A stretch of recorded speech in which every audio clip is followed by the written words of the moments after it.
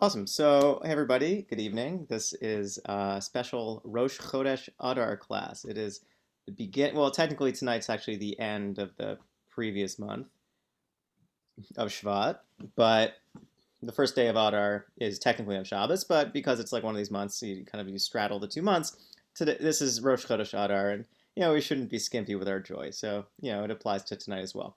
But there's a tradition that kind of like a 2 week prep period for Purim is that when Adar starts, we increase our joy. Right? Misha nichnas Adar, marbim b'simcha. Misha, Misha, Misha, Misha, Misha, Misha, Misha, Misha, Misha, nichnas Adar, etc.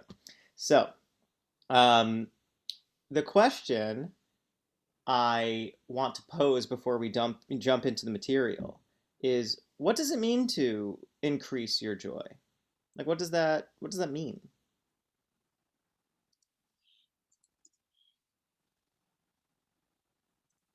So it's a general question, and what's especially interesting, right, is that it is a question that is framed within Jewish law, right? This is a Jewish legal principle that when Adar begins, you increase your joy.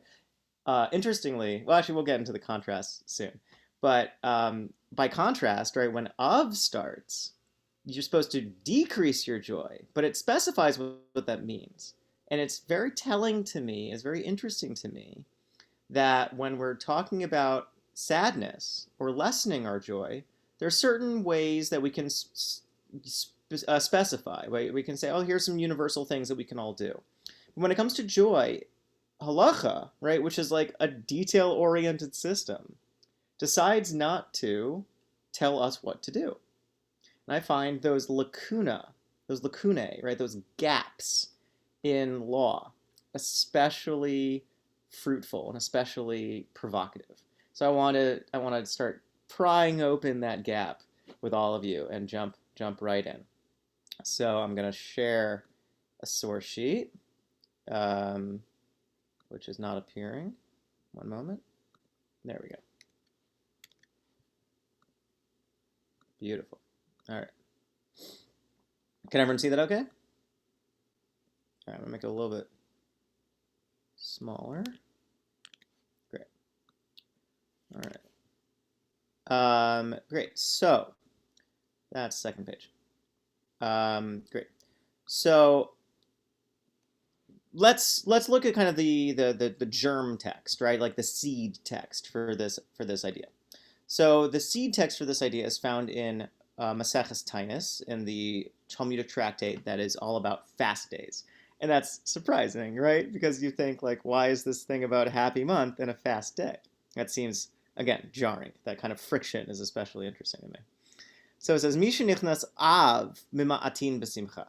So when Av begins, right, the month of Av, which is the month where Tisha B'Av happens, right, the saddest day of the Jewish year, you start to decrease your joy, right? And this is referring to what today is, the 3 weeks, and then the 9 days, right? The 3 weeks, which start right after Shivas Arba Tammuz, the 17th of Tammuz, a different fast that also commemorates the destruction of the temple, or like the leading up to it. During the 3 weeks, you stop, in the Ashkenazi community, you stop having weddings, you don't, you don't go to live music concerts, right? There's a bunch of stuff that are like kind of public displays of celebration and excitement. You don't do them. In the 9 days, right, after Av starts, then there's a really much more rigorous period of deprivation, as we'll see in a minute. But it's, the things that you're specified not to do. You don't eat meat. You don't drink wine. Those are the kind of the two big ones. You don't get haircuts. Well, you don't get haircuts during the 3 weeks either. What else don't you do in the 9 days?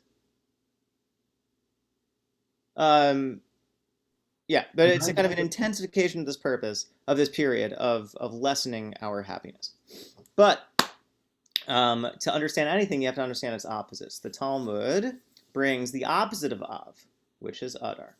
So, Amar Rav Yehuda, Berei Rav Shmuel, Bar Shilat, Mishmei de Rav. So Rav Yehuda quotes Rav, who says, Kishem shemichnas misha nichnas Av mema'atin b'simcha, kach misha nichnas Adar marbin b'simcha. Just like how in Av we lessen our happiness, when Adar starts, we increase our happiness. Amar Rav Papa says, Hilkach bar Yisrael deitle dina bahade nochri lishtamit mine ba'av dereya mazle lemitze nafshe ba'adar debari mazle. He says, Rav Papa says, and this is very interesting, kind of like, here's a good source for like Jewish astrology. It's that when you have like you have a court case, like you have to go against a Gentile in court, don't schedule your court date in Av. Why? Because you have bad luck, right? Mazel, when we say Mazel Tov, Mazel actually refers to the astrological signs originally. It means sign, right? It refers to like whether your sign is good, right? Whether like Miss Cleo would say you have a good future laid out for you. So during Av is bad news. And this actually is still the case today. A lot of people won't sign a lease during the 3 weeks or the 9 days, especially they won't go to court, they won't start a business and things like that, because it's seen as like, you don't want to put your bad foot forward. But when Adar starts, however, that's when, at least the Gemara says, your muzzle is healthy, right? This is when there's like good vibes, right? Good vibes only, Adar. And that's the way that the Talmud describes it. And that's really the kind of extent of the information that we have, at least in this text. It doesn't tell us too much, right? I mean, I didn't include it inside, but again, like when it comes to lessening our joy, it says specifically, there's a lot of things you don't do, and it's kind of like things you don't do on a fast day, right? You don't wear leather, on the fast day, and it's certain kind of universally agreed upon ways to decrease, let's say, your quality of life. But again, they're universal, right? They're things that we all agree. They're things that we all do. But when it comes to joy, the Talmud does not specify what it entails.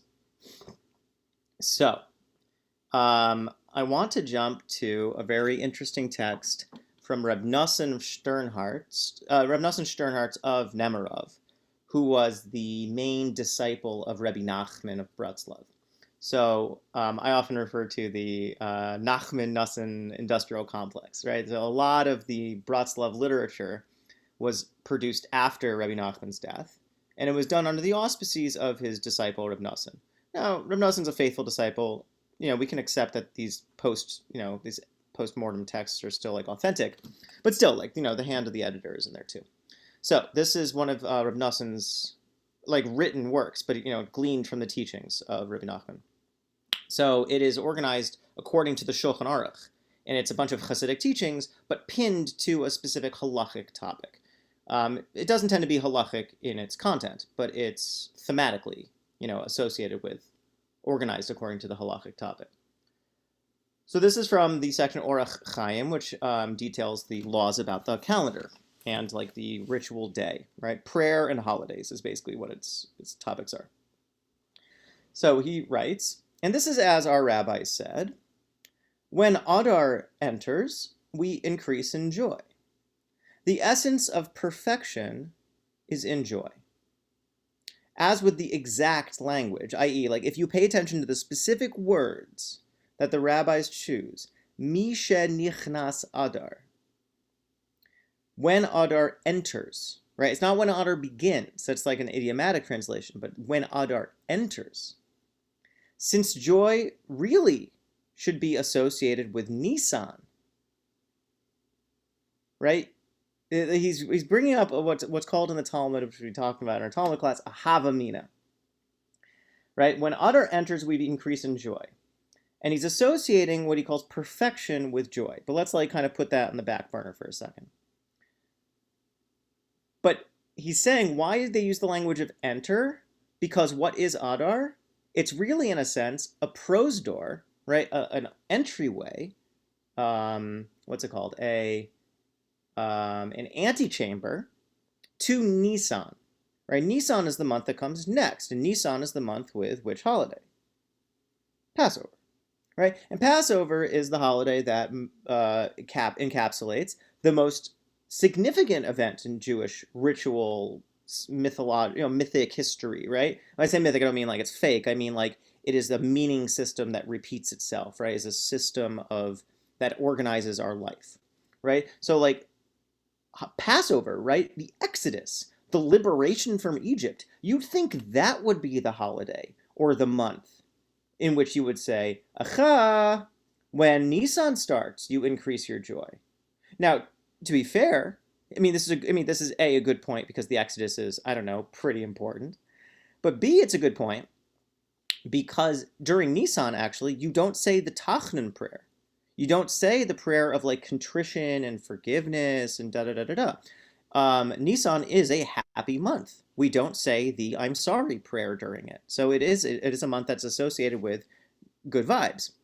So why is it then that Adar is the time in which we're doing this? Again, think about what he said about perfection, right? Perfection doesn't mean like I'm almost perfect. Perfection means a process of becoming your best or your better self.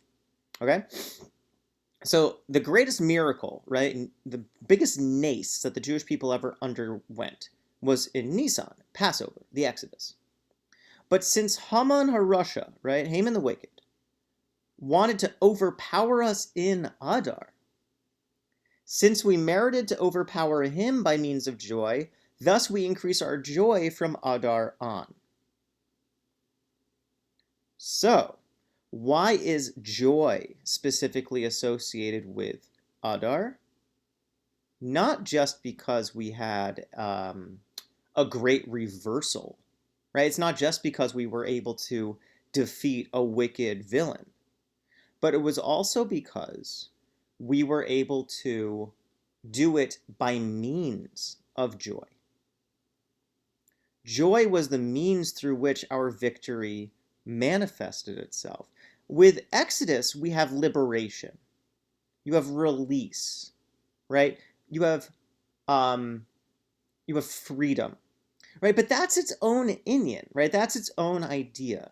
But joy, simcha, is specifically associated with Adar for this reason, because it is through joy that our victory was attained. Now, what does he mean, right? Like, how is it through joy? Well, you can take it in a very kind of literal sense, in the sense that, like, it was through parties, right, that Queen Esther tricked Haman and ended up defeating him, right, by getting him a little tipsy and then getting him to, spill the beans on his wicked plan and then turn the tables on him. It's also, though, through joy because the specific thing that the Megillah highlights when it talks about the upset, right, the upset of defeating the Persians, is that La Yehudim hasa orav v'simcha v'sasan vikar, right? To the Jews there was light and rejoicing and happiness and celebration, right? Like that's what it was. It is a party. Like the essence of Adar, the victory, is this kind of release. It's this catharsis. It's this jouissance, right? It is this sense of some kind of explosive escape, not just from like a potential bad thing happening, but it is an expansion, right? An expansion of ourselves to be able to rejoice in the streets, right? The notion of a minority population being able to just live itself out freely and joyously in public, right? It's a very specific kind of joy. There was, I don't know if people saw, like in America, they're engaging in impeachment processes against the ex-president, and one of his lawyers is Jewish and observant, and there were like images of him like drinking water and putting his hand on his head, or maybe like holding something to his head, trying to basically say a bracha and wear some kind of like kippah or use his hand as a kippah, unclear. But he expressed reticence, hesitancy about wearing a kippah in a public setting. And he was worried it would draw away attention. He was worried it would bias the audience or what have you. Now, there's something to be said actually about like not wearing religiously demarcating, things in a court of law, right? You actually want to be like, you don't want to lead someone pro or con depending on their, their relationship to your identity position or what have you. Fine, but my heart, even, my heart went out to him in the sense like you shouldn't feel. No one should feel anxiety. No one should feel shame. No one should feel fear about living themselves out freely, in public. So that is Adar, right? Adar is living your life fully and freely, like living, celebrating. That is what victory really means. It's victory to be a Jew. And that's why Adar is specifically associated with joy. Now, that doesn't really answer our question, though, in terms of what does it mean for us to do that, right? Why doesn't the halacha specify, you drink a lot of wine, you drink a lot of beer, right? You eat a lot of meat, right? Ein simcha ela basar v'yayin, it says in the Gemara, right? Joy is defined by having meat and wine, and that's why we lessen it during Av. Fine, you can have a burger every day during Adar if you want to. That's fine. It's your choice.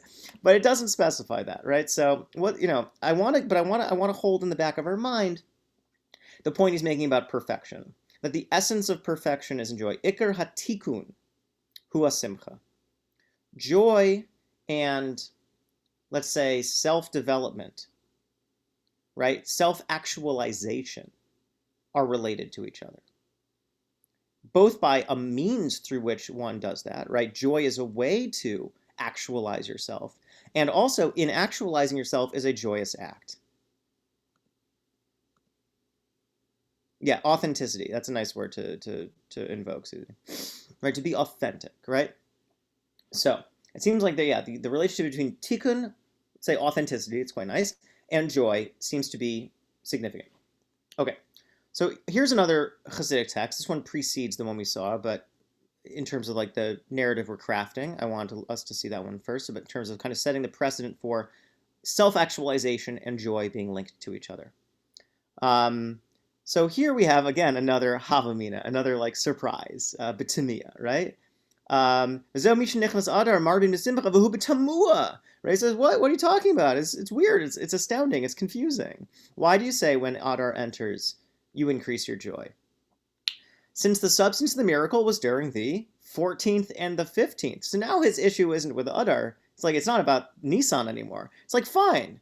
The miracle of Purim is on the 14th and the 15th of Adar, right? Purim and Shushan Purim. So why isn't it that we have a mitzvah of Simcha and Purim? Right? Why don't we just Marbin Mar Simcha and Purim? Why is it that we have this 2-week preparatory period? When Adar starts, you kind of start like turning up the knob on your joy. Right? Marbin Besimcha. It's like a gerund. Right? When Adar enters, we are increasing our joy. It's a process, right? It's stages that we go through. We actually build on our joy day by day by day until Purim happens. So why do we begin our joy from the beginning of the month? It's a good shaila. It's a good question. It's a good kashya. So he says the names of the month in the Hebrew calendar are actually, I don't know if people know this, Babylonian. They are imported from Babylonia. So that, like the names, Nisan, Adar, Av, right? All these names, Menachem Av, right? All these names come from Babylonia. And each one has a reason and a meaning. And this is actually a very interesting claim, right? That like there's an idea that like Hebrew words have some kind of inherent meaning to them. It's an essential language. It's a natural language from God. But some mystics actually think that all languages have secret and important meaning in them, that they're all rooted in the divine in some way. Maybe through Hebrew, maybe just directly to God, unclear. But there's a connection between language and God, right? Like God speaks the world into being. So language is this divine medium. So each of the words, each of the names of the months have special meaning to them. He's going to teach it out. So Adar is called that because it implies Aleph, Dar. Aleph mean alufo, like the letter Aleph, Dar. So Aleph is often used by the Hasidim to mean alufo shel olam, the sovereign of the universe, right? The great supernal one of the cosmos. And Dar means to reside. So Adar means Aleph, alufo shel olam, Dar, that the supernal of the cosmos dwells within it. The origin of all existence, which is the meaning of Aleph Dar, with the lower existent, right? That God, right, alufo shel olam, dwells in the lower worlds, in the lower sphere. This is the notion that Shechina, right, dwells in im hatachtonim, right, with the lower creatures, us.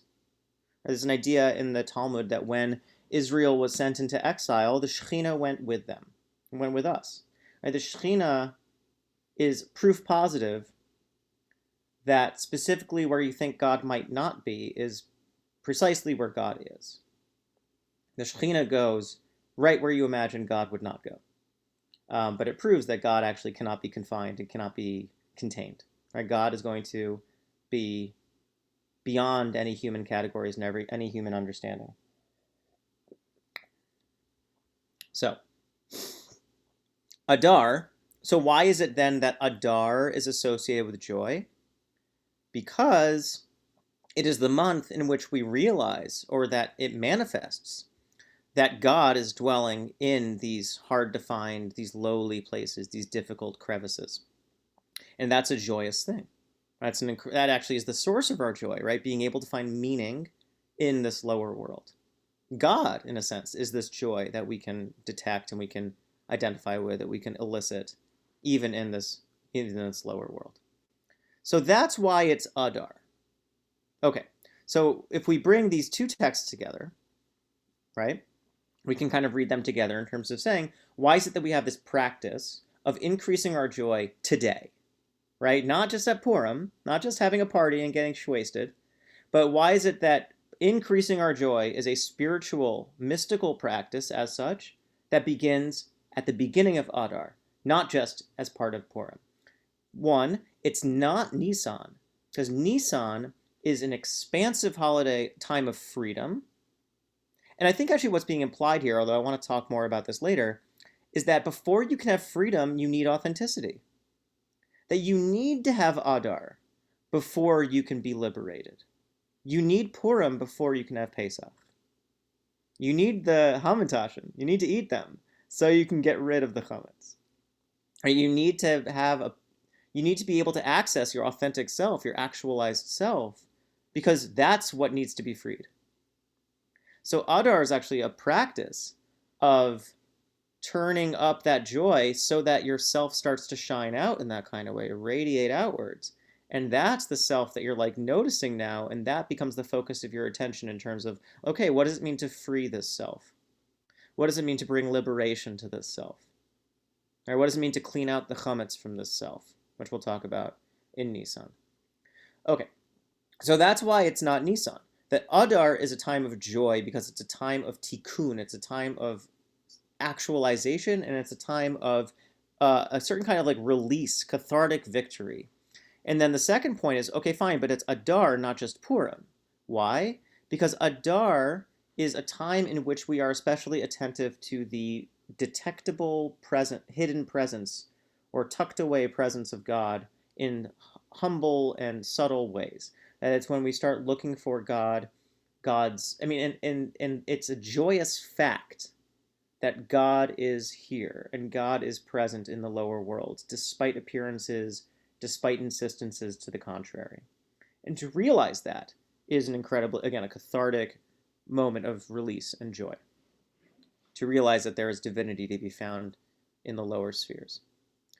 Okay, so now we can actually touch on an actual halachic text. So this is a contemporary halachic text by an incredible Hasidic halachic writer. His name is Gavriel Zinner, and he writes a halachic anthology series called Nite Gavriel. Nite Gavriel is immensely comprehensive, and it's super fun to read because it is an approach to halacha which, even though like his conclusions are not ones I always agree with, but it's one that's immensely capacious, and it's one that especially takes minhag seriously. It's one that takes Jewish custom and Jewish practice seriously. It's not just about the law or the rules. It's really about the full richness of Jewish life and the wisdom that goes into it. So it's really beautiful and really, really like beautifully written, really well written book. And like any real Sefer, especially modern Sefarim, the real Torah is in the footnotes. You got to always look at the footnotes. Like it's one of these books where it's like this is the pnim, this is the normal text, and then like this is the footnotes, and it's way more fun. All right, so he says, and this is a very fascinating phrase, and I'm going to read it in Hebrew first. Geter hasimcha shemar bimbo. That's hilarious, right? Because we're talking about, oh, joy as radiance, joy as explosion, joy as like catharsis. And he's okay, the boundaries of joy, right? Getter means a fence, right? What's the fence for joy? What's the delineation of joy? Or maybe better, what's the structure or framework for joy, right? That's to be said. If joy is just like inchoate, free floating, joy never really manifests. Joy, like anything else, needs a framework or a structure through which to be expressed. It needs a medium. So he says, Hainu shekol echad yismach bima shemisamcho. So what? I mean, he kind of takes it back a little bit. It's like, okay, what's the boundary for joy? What's this structuring rules for joy? He says, the definition of it is that everyone should rejoice in what makes them happy. And I find that especially provocative in a beautiful way. That, in a sense, it is a rule that refuses to be a rule. It's a boundary that refuses to set down stakes. Because the framework for it is radically subjective and radically personal. What does it mean to have a medium through which one expresses, one rejoices, one increases joy? It's that each person needs to be, to rejoice in the things that makes them happy. Kidei lahazkir es mitzvahs hachodesh lizachtana nes. So that they're able to bring to mind, right, to bring to mind the mitzvah of the month. That's very interesting. To merit the miracle. So now, joy isn't just something that we like do, or something that we feel. Joy becomes now a practice, and it becomes a practice with a purpose. Because it's only through joy, and this is maybe unpacking the point that the Likutei Halachos was making. It's through joy that we merit the miracle. Joy is the mechanism through which the miracle occurs. So now we have a telos, we have a tachlis, right? We have a goal to be aiming ourselves towards. This isn't just, in a sense, joy for its own sake, but it's joy to tune in some way to something special, to tune into this miracle, to be able to access it in some way. Now, there's something, I think, about the subjective nature of this that I find especially interesting, especially provocative. And I think, and I want to kind of leave that bubbling for a moment. We'll get back to that, simmering for a moment. We'll get back to that in a second. But he says in a footnote, and again, the footnote's where all the fun is. In the Shulchan Aruch, the framework of joy was not explained. So it says, okay, look, so if we go to the halacha, it says how to decrease your joy. It doesn't say how to increase your joy. It says, but in the responsa of unclear, number 160. Oh, I'm sorry. I know who it is. I should fix that. Of the Chasam Sofer. In the responsa of the Chasam Sofer, he writes that it comes to teach that even in a place where the practice is not to do work on Purim, even so, a matter which produces joy, such as setting up a marital home for one's child, is allowed. Aha! Okay, so let's just roll that tape back for a second. So Purim has a very interesting kind of Shabbistic nature in a lot of halachic definitions of it. There is a very strong tradition that even though it's not a yontif, it's not Shabbos or whatever, you're still not supposed to do work on it. But interestingly, unlike Shabbos, it's not malacha. You're allowed to turn on lights. You're allowed to use your phone, whatever. But you're not supposed to do work. You're not supposed to do things that are like laborious to you, annoying, right? You're not supposed to do things that are like your job. Okay, but what if then it's something that seems like it's physical activity, but it's something that gives you a lot of pleasure. There's a lot of people I know have a trouble accessing Shabbos because they're like, it's my day off. It's a time. Painting relaxes me. I want to paint on Shabbos because it's personally meaningful to me, and that's what makes sense to me for the Sabbath. And I get that. I totally do. But Shabbos is about actually, like, in a way, absenting ourselves from world of doing in general and just being. Even things that are genuine and authentic to us, even those, if they enter us into this world of doing things, which also means we're entered into the market, Shabbos is actually trying to craft a relation to the world that's not mediated through doing, not mediated through the market. But Purim is where you can say, listen, something is meaningful to me. I love doing it. Something gives me genuine joy. And even something like building like 7 IKEA bookshelves in one day because it makes your wife happy, right? Or like setting up a crib for your infant child, or like crafting, I don't know, like making a very cute scarf for your best friend, right? Those are crafty tasks. But if they're things that make you happy, the Chasam Sofer says you're allowed to do it on Purim because the essence of Purim is joy. And there's no way to get to joy in a way except through the world in some way or another. So, and this is very fascinating, right? Because he ends up saying the most important thing on Purim is joy, such that it actually overrides everything else. There's this principle you're not supposed to do work, except that you can do work if it brings you joy, right? You can do stuff if it makes you happy. So it says further in the Bas Ayin of Avram Dov of Otrich, he says, I have redeemed you in the finale as in the beginning, as found, which is found in the Sephardic Siddur in the Musaf. And what he's quoting out from the Kedushas Levi, who's interpreting the Gemara. Right here we have like the snake eating its own tail of Jewish literature. That in Nisan we were redeemed, and we will be redeemed. Right, so Nisan is the beginning of redemption, right, when we're with the exodus from Egypt, but it's also the month when Mashiach will come. So I have redeemed you in the beginning, as I will in the end. So Nisan is like this kind of bookends of mythic Jewish history, right? At the beginning of our history, we're redeemed in Nisan, and at the end of time, we will be redeemed at Nisan. So how can it be though that the redemption is in Adar? Right? Well, how can the Purim redemption be in Adar when it should be in Nisan? Isn't Nisan the time of redemption? He says the verse is interpreted that Adar is the ending of the months for the biblical year, and Nisan is the beginning of the month for the biblical year. Point being that going back to the Likutei Halachos, that there's actually this kind of continuous connection between Adar and Nisan. One leads into the other, right? The biblical year, right? Rosh Hashanah for the Torah is in Nisan. It's called the first month in the Torah all the time. It's only the rabbinic calendar, right, that we use nowadays, in which Tishrei is the beginning of the Jewish year.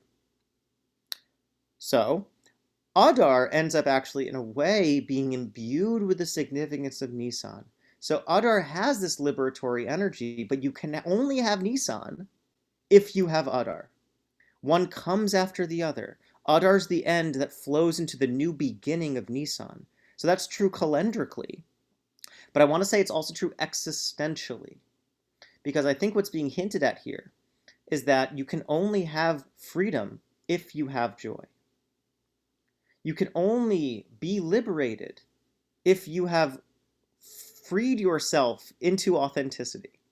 Right? You need to discover and express the authentic self, the tikkun, right? The metukan, right? Your expressed, actualized self. And that's then what can be redeemed. That's what can be freed. Now, I want to go back to, I think, the first point, which is very subtle, but I think very, very telling. So he says, what is it? What's the boundary? What's the structure for joy? Is that each person rejoices in what makes them happy. So the halacha did not forget to provide details for you about what increasing our joy means, but rather the halacha, I want to say, intentionally withheld details because to universalize this misses what joy is about. Joy is not about doing what you're supposed to do or doing the thing that makes people happy. Authentic joy is doing what authentically makes you happy. And that's why, in a way, there's also a connection between Purim and Yom Kippurim. Why? Because I think there's kind of a tshuva-like thing required of us here. How are we supposed to do what makes us happy unless we know what makes us happy? That when Adar rolls around, it's not just that we have license to do things that are like groovy and fun, but it's actually a structure, it's a getter, right? It's a framework in which we learn what makes us happy. We learn about ourselves to figure out what is it that authentically brings me joy. We have the 2 weeks, right? Back to the point that the Moreh 9 was making. We have the 2 weeks before Purim, because if it was just like, okay, you just do it on Purim, right? You go be happy on Purim, we wouldn't be ready. We have these 2 weeks to get ready to be happy because we need to learn how to be happy.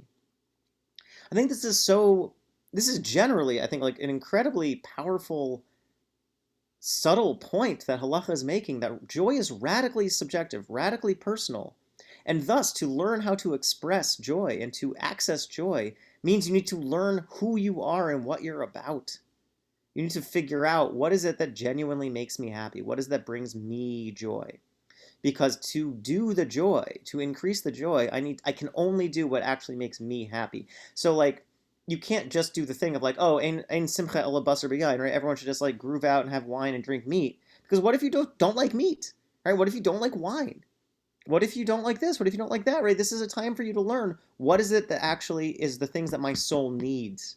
What do I need so that I can be metukan, so that I can be actualized? I can fully become myself. That's really what Adar is about. Just like the month, Aleph Dar, Batachtonim, right? You find the divinity in yourself. Because just as we're looking in reality to find the miracle, to find God, right? That's the Purim process.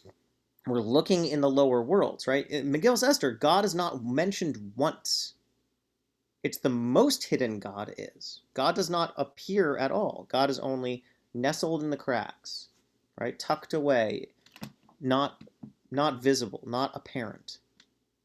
So Purim is a challenge to us, or Adar is a challenge to us to learn how to do Purim, right? To learn how to find who we are and what we need, to find what it is that actually genuinely brings us joy and meaning and authenticity. And then to commit ourselves to realize that we are the ones who can bring that to ourselves, right? That we are put in the station of caring for ourselves in that way. So it becomes, I think, Purim and Yom Kippurim, right? Purim, Yom Kippur, a lot of people have made these comparisons, right? They're both very happy days in their way and the like. But I think there's a kind of subtle tshuva work that we do for Purim as well. And it's about learning who we are and what we really need, which is subtle, right? It's not obvious all the time. It's so easy to like have ads online, Instagram sponsored posts telling us what we really need, what we really want. It's so easy to let some invisible, impersonal voice dictate for us what we need and what we want.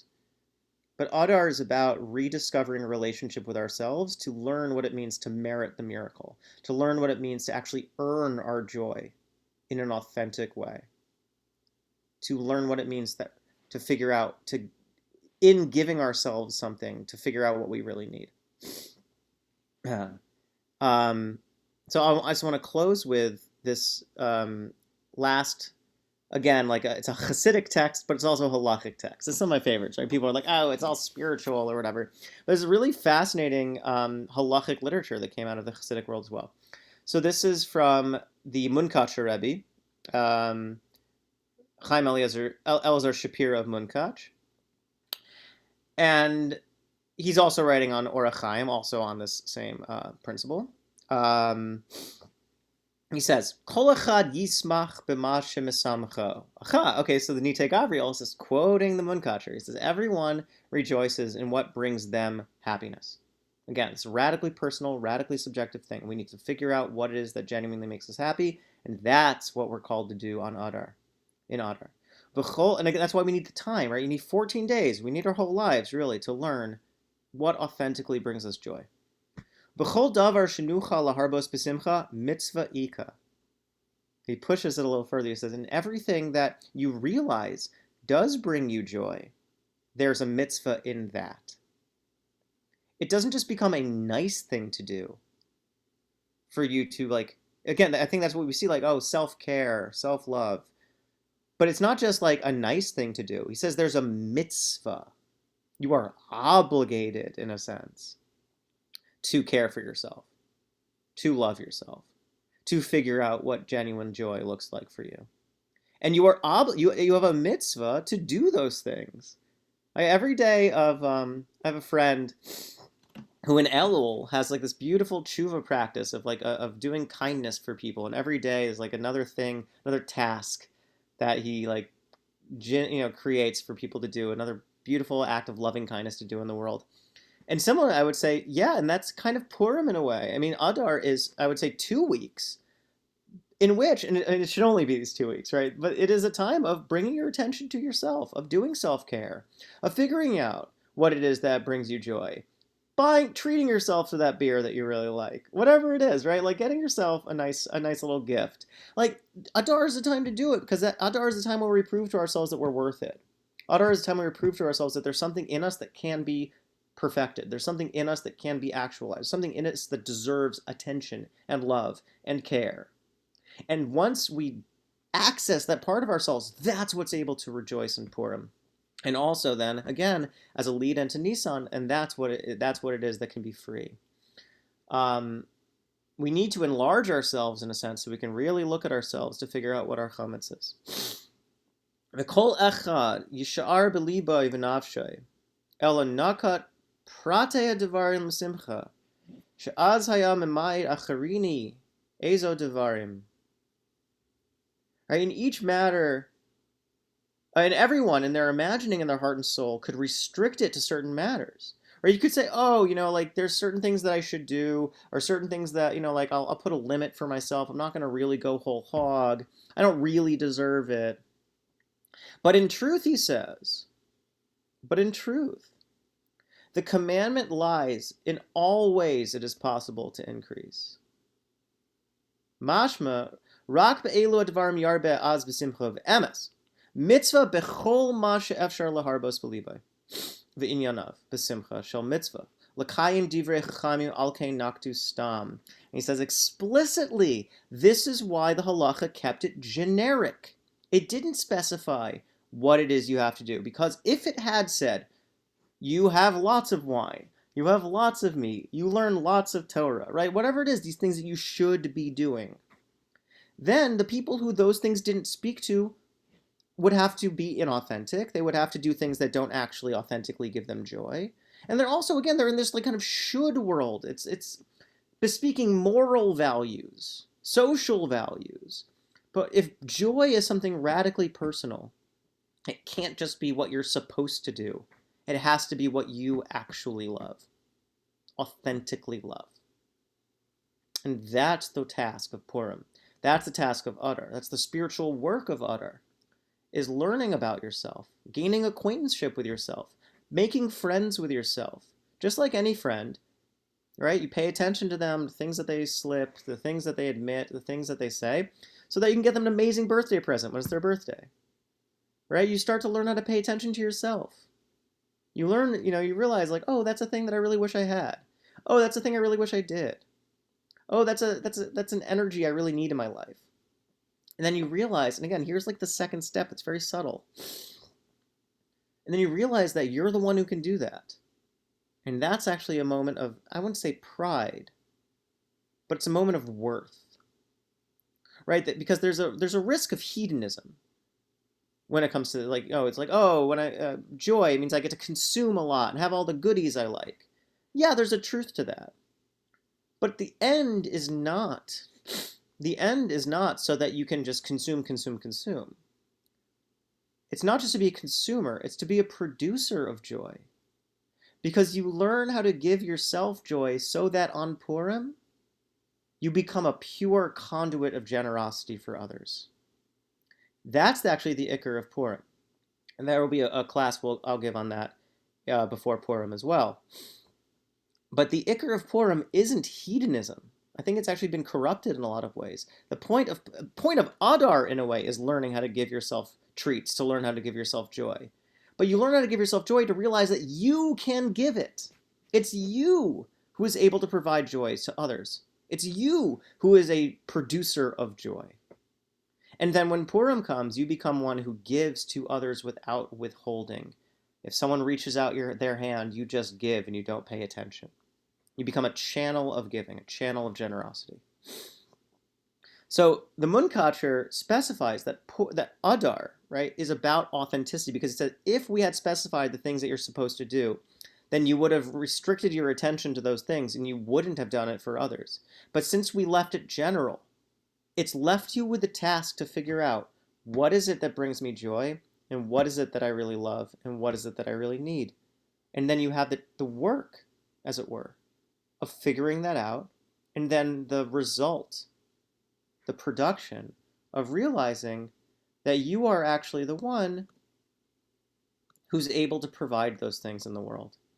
That you're not just someone who's able to take in, take in, take in, but you're also someone who's able to put out joy. You're someone who's able to find joy. You're someone who's able to detect joy. Someone who's able to pay attention to someone and figure out what joy is for them. Someone who's able to take care of somebody, right? But practicing on yourself, you realize that this is something that's inside of you already, and that you are able to be someone who brings joy into the world.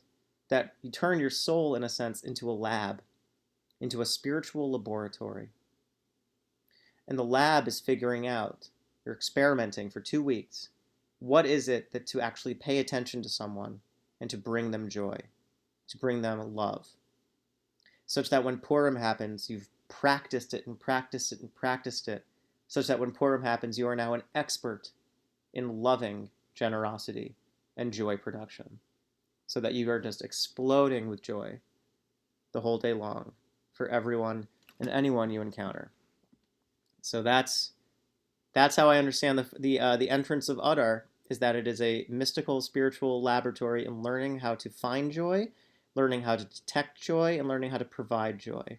And it's a real spiritual practice because we have to learn what it means for us to be authentic selves. You get to learn how to pay attention to yourself and to figure out what is it that I really need and what is it that I really want. And those are really important tasks, deeply important tasks, because without those, how can we ever be free when the Exodus comes and when redemption comes? Things to think about. Thanks so much for joining. I am excited to continue learning with you all. We'll be rebooting our Kabbalah class starting this Tuesday evening at 7:30 p.m. for the next 5 weeks. Immensely exciting, a real guide into the Zohar, which is a unique and beautiful mystical text. Really, there's nothing else like it in the world. We'll look at major passages, its major concepts. We'll situate it historically. We'll gain the tools we need to relate to the text. And then Parsha class will be back. We'll also do a pre-Purim class in a couple weeks as well. So keep your eyes peeled for that. And actually, might be doing a pre-Purim class next Thursday. So keep your eyes peeled for that. Havdalah this Saturday night, 6:40. And also, a week from Friday, we'll also be bringing back Kabbalah Shabbos on Zoom as well. So that's exciting for me because I get to play my guitar. So I'm very excited about that. So I hope everyone has a wonderful Adar starting tonight. Good Chodesh, a Chodesh Tov for everyone. Thanks so much for joining, and we'll learn soon. Take care.